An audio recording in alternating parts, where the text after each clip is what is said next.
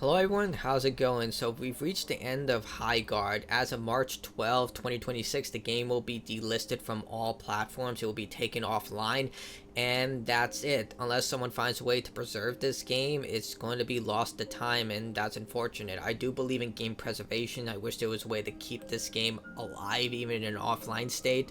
But unfortunately, we don't live in that world.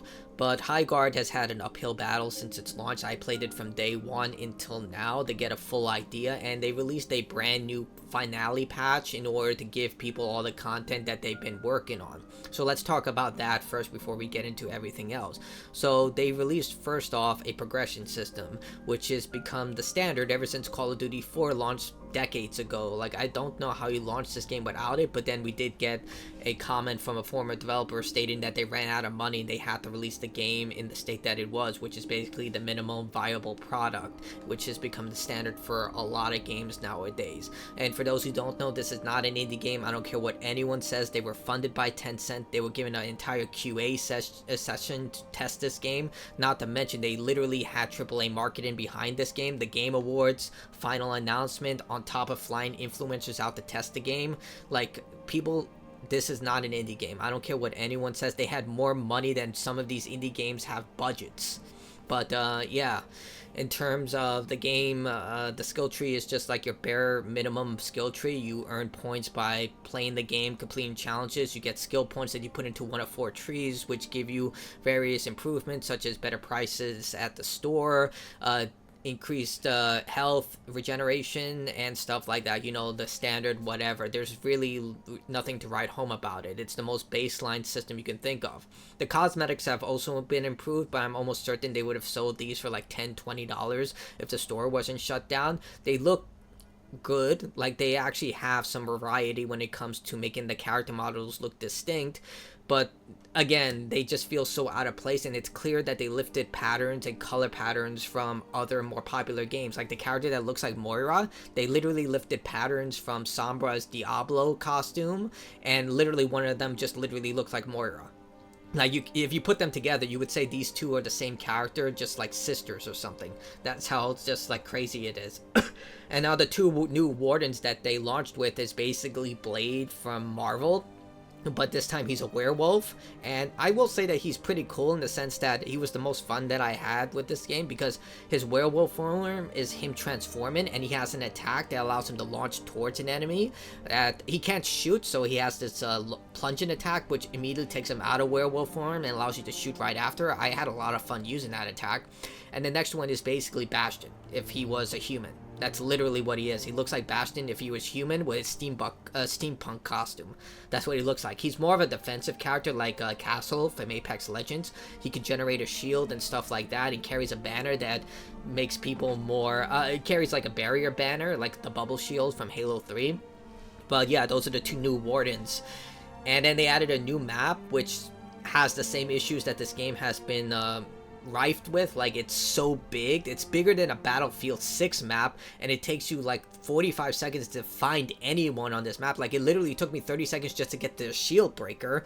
Like, the map is cool. I think it looks fantastic, but dude, it is way too big. If this was a 3 versus 3 map, dude, I don't know what these people were thinking. Like, even with 5 versus 5, it was just insanely wide. And I did like the gravity catapults that they had. It basically launch you across the map, and they had these zip lines that go across the arena. Those were really cool, but again, it was just way too big.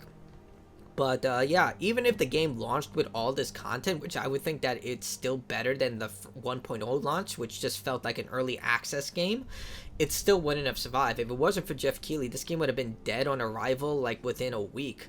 Like, it would probably have beaten Concord's record. But the fact that it lasted like 42 days is a miracle. Like, if even with all these positive additions, the game still suffers from all the problems that I stated in my original video. The maps are too big, content just feels so disconnected, and that nothing has any type of synergy. Everything just feels like if you typed in make me a fantasy game with guns into ChatGPT or Grok, the characters have no relation to one another. Like in games like Overwatch, you can see at least the characters have some synergy together no matter what. Here it just feels like they were taken from various different games right down to their cosmetics. Even the mounts, even though they've been radically improved, I'm just like, why are they riding giant cats and bears and all this? Is there a reason for this? Like, even more now that I'm thinking about it, I don't even know what this world is called. Is it called Highguard?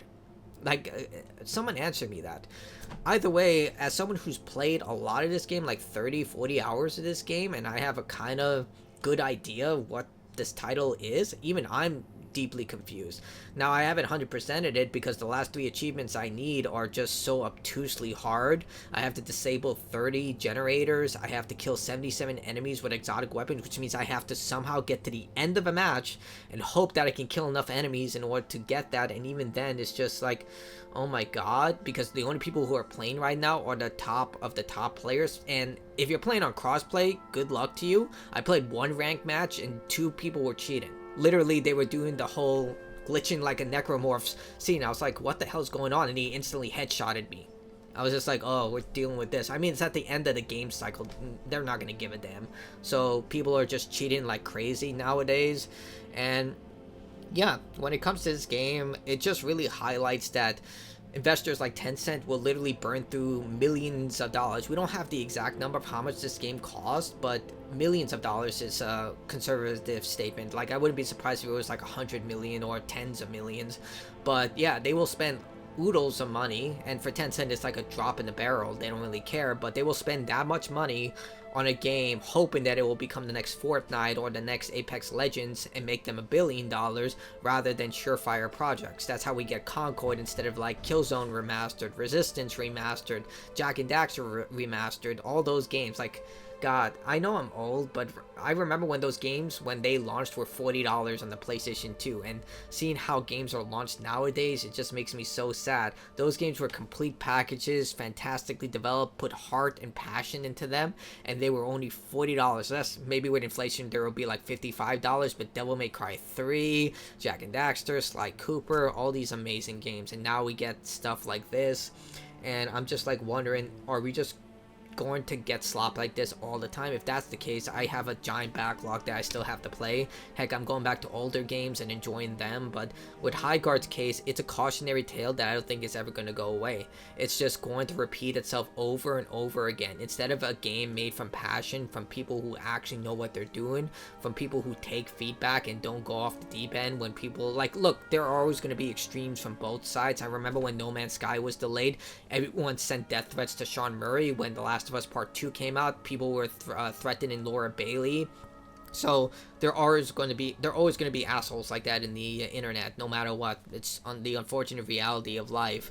But in the case of Highguard, it's just like, I can't be empathetic to these people because of all the lies, the Tencent funding, the minimum viable product. What were you doing for the last 3 years that this is what you shipped with, when it should have shipped the way that it is right now? But even with that, it's just like, I don't think it would have survived. Either way, that's the end of Highguard. It came, it sought, it failed, and now all the developers who worked on it have to find employment elsewhere or get their golden handcuffs, as that other once developer said, back at their corporate overlords, which I wish I got golden handcuffs. I would applaud that.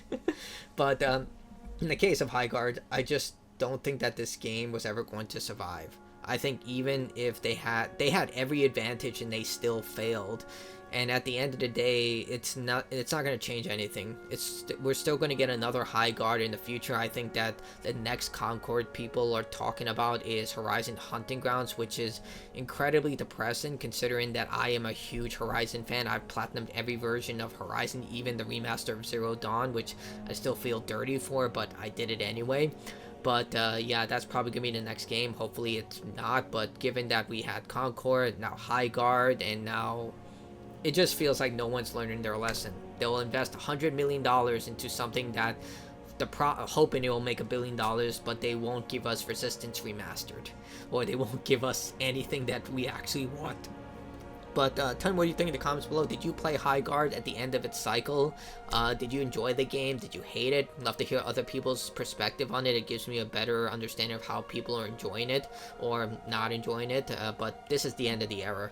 Highguard by the end will be gone, and we'll have nothing to remember but another meme to be used for failure.